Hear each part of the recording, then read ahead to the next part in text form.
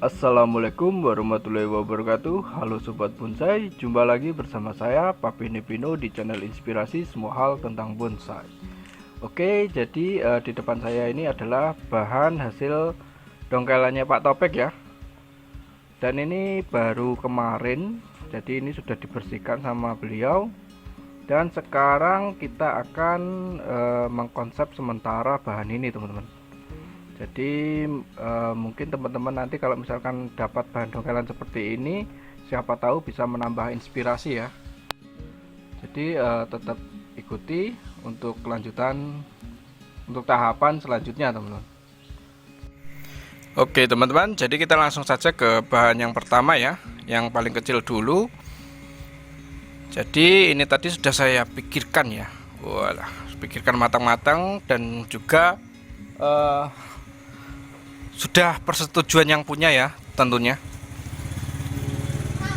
Jadi kalau teman-teman dapat bahan seperti ini, jangan terus kita normalkan tanam seperti ini, tapi kita konsep, coba kita miringkan. Nah, kita bikin slanting seperti ini teman-teman, karena ini kan twin dominan ya, jadi ada dua batang yang dominan, jadi kita bisa sebut twin saja. Kita nanti bikin slanting gini. Nah, ini untuk memberi kesan, untuk bagian bonggol itu bisa terlihat ngepen teman-teman. Ngepen itu besar di bawah. Kalau kayak gini kan nggak ngepen kalau menurut saya. Jadi kita perlu memiringkan seperti ini teman-teman. Oke, ini akan saya lakukan seleksi cabang ya. Nah, ini sudah selesai saya seleksi cabang teman-teman. Jadi nanti untuk penanamannya seperti ini ya. Nah, agak slanting seperti ini. Dan untuk yang atasnya sebenarnya ini mau saya potong pendek seperti segini teman. Hanya saja kita juga melihat estimasi titik trubus ya, karena ini luka, ada luka di sini. Jadi kita tidak bisa berharap lebih kalau di atas ini nanti mau trubus, ada mata tunas. Jadi kita kasih span dulu segini. Nanti misalkan kalau di bawahnya sini ada titik trubus, kita nanti bisa perpendek teman, perpendek lagi. Jadi ada option lagi ya. Kemudian ini saya konsep seperti ini. Jadi yang bawah ini kan batangnya lebih besar daripada yang atas. Jadi untuk panjangnya tentu lebih panjang daripada yang atas. Jadi kita juga mengikuti keserasian alam ya. Jadi seperti itu. Oke, saya kira cukup seperti ini untuk bahan nomor 1 yang paling kecil. Nah, ini tadi yang tengah sini kan tadi ada cabang juga teman-teman. Dan ini sudah saya potong. Jadi untuk cabang yang ke belakang sebagai kita calonkan sebagai cabang background terlihat ya. Jadi nanti kesannya pohon ini memiliki ruang dimensi teman-teman. Oke, jadi mungkin teman-teman punya bahan seperti ini. Tadi kan normalnya seperti ini. Nah, kita inisiatifkan seperti ini. Siapa tahu teman-teman terinspirasi ya kalau nanti dapat bahan seperti ini. Oke.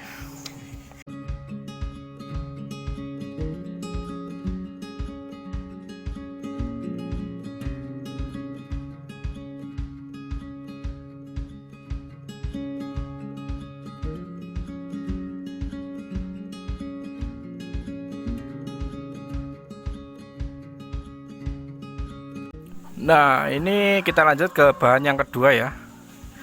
Jadi tampak ruwet teman-teman. Tentu saja ini tadi sudah kami diskusikan ya. Jadi ini sebagai calon akar terbalik juga bagus ini. Gini, akar terbalik teman-teman. Mengingat kalau serut itu bisa ya kita tanam terbalik seperti ini. Cuman ini kalau dibikin akar terbalik untuk bonggolnya sini kurang panjang teman-teman. Jadi ini tip juga ya kalau teman-teman mau bikin konsep akar terbalik itu, kalau bisa bonggol yang bawah ini agak diperpanjang teman-teman. Minimal ya 1 jengkal seperti ini, 20 cm atau 25 cm kalau saya. Soalnya kalau terlalu pendek seperti ini kita tidak bisa mengestimasi bisa trubus di sini teman-teman. Tetap ada yang namanya resisten kekeringan ya. Jadi tidak selalu atau kemungkinannya sangat kecil mau trubus di atas, paling trubusnya di bawah-bawah sini. Jadi ini kalau misalkan dibikin konsep akar terbalik seperti ini. Jadi ini saya sarankan tadi untuk dibikin slanting lagi. Jadi seperti tadi teman-teman, slanting seperti ini, cuma kita juga harus seleksi cabang ya, agar ruang dimensinya juga terlihat dan cabang-cabang yang kepakai bisa terbuang teman-teman. Oke, saya akan coba untuk seleksi cabang. Nah, ini sudah saya seleksi cabang teman-teman, dan juga sudah saya potong bonggolnya untuk lebih mempermudah dalam penanaman nanti. Jadi ini akan saya konsep seperti ini ya, jadi seperti rap, hanya saja untuk cabang-cabangnya mengarah ke satu arah teman-teman, jadi seperti slanting. Nah, ini kan kesannya seperti rap ya, tapi cabangnya slanting kayak gini teman-teman. Nah, jadi awal mulanya kan tadi cuma segini, kayak gini, sekarang jadi seperti ini. Nah, menurut saya ini sudah konsepan maksimal ya dari bahan ini. Memang kita itu kalau mendapat bahan ya, tantangan kita adalah memaksimalkan potensi bahan tersebut teman-teman. Kalau menurut saya seperti ini udah sangat bagus. Bagaimana teman-teman? Dan itu seperti ada akar ya. Nah, ini di belakangnya juga ada. Kalau kita konsep wrap seperti ini, akar ini nanti bisa kita gunakan teman-teman. Jadi untuk mempertegas konsep wrap itu sendiri ya. Nah, oke teman-teman, jadi nanti insya Allah juga akan saya sertakan gambar sketsanya ya.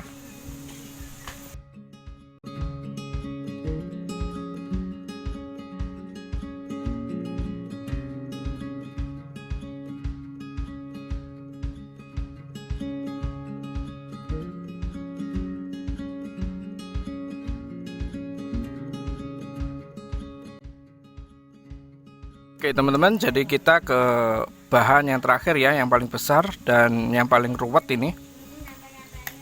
Jadi ini sudah kami putuskan untuk direposisi menjadi slanting lagi ya. Jadi memang kita konsep slanting karena untuk bahan yang seperti ini kalau kita tanam normal seperti ini, kesan ngepennya nggak ada. Jadi kita perlu bikin slanting kayak gini, tujuannya untuk memberikan kesan ngepen teman-teman. Jadi untuk yang bagian bawah itu terlihat dimensinya terlihat besar. Jadi ini tinggal tinggal ini ya, seleksi cabang agar untuk membuka ruang dimensi. Jadi cabang-cabang yang belakang ini kelihatan semua karena sudah ditentukan untuk mukanya dari sini teman-teman. Oke, kami akan lanjut di proses pemotongan cabang ya. Nah, ini cabang yang ini perlu dipotong teman-teman karena menutup gerak dasar yang belakang. Jadi nanti teman-teman bisa lihat ya, kalau sudah hilang cabang-cabang yang belakang nanti biar terlihat. Jadi untuk menampakkan kesan kedalaman dimensi teman-teman. Nah, ini tadi sudah dipotong ya. Nah, ini untuk kesan kedalamannya sudah kelihatan ya teman-teman. Jadi untuk cabang bagian belakang juga kelihatan.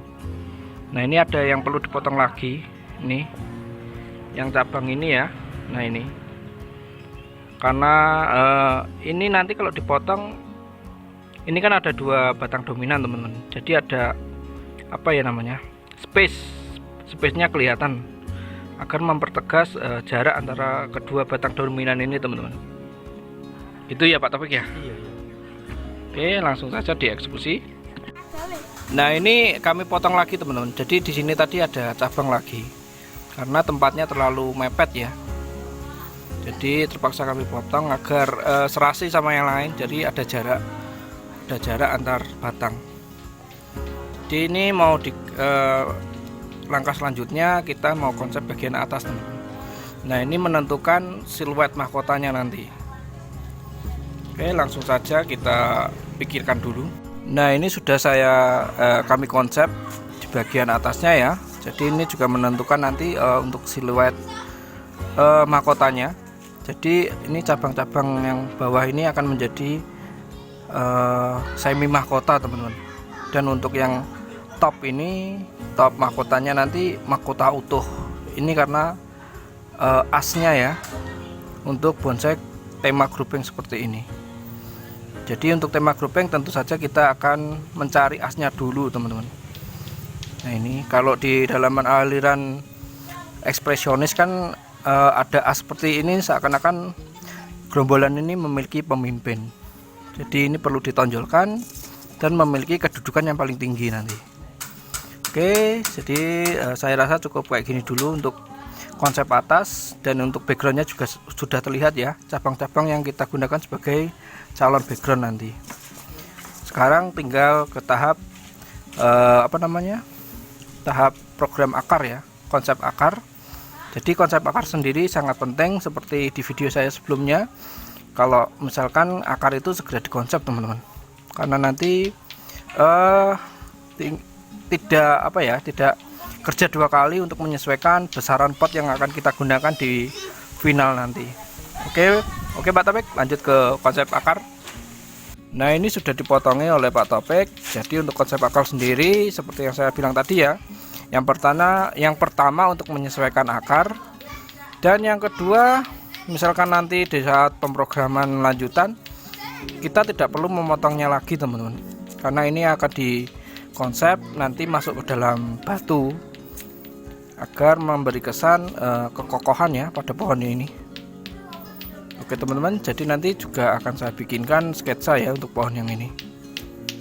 Nah ini untuk konsep akar sudah dilakukan tadi sama Pak Topik, jadi sudah selesai. Jadi nanti finalnya seperti ini ya. Nah ini adalah salah satu tip lagi teman-teman.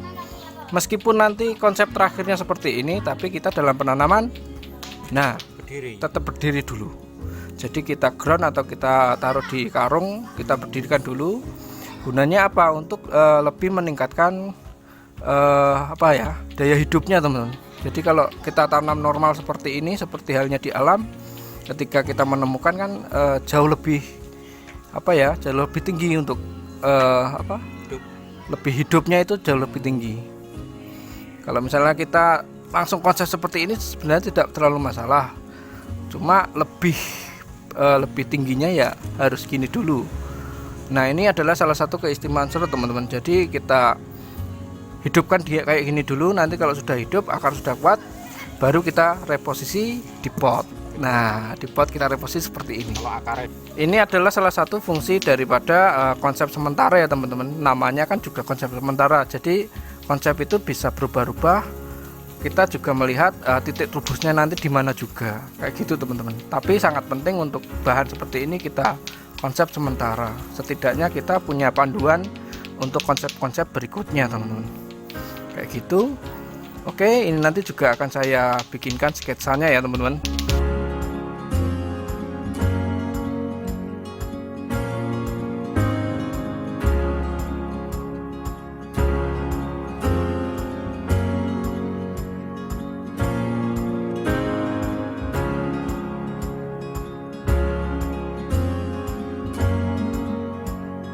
Tetap ikuti channel saya untuk inspirasi lebih lanjut semua hal tentang bonsai ya. Jadi terima kasih sudah menonton. Assalamualaikum warahmatullahi wabarakatuh.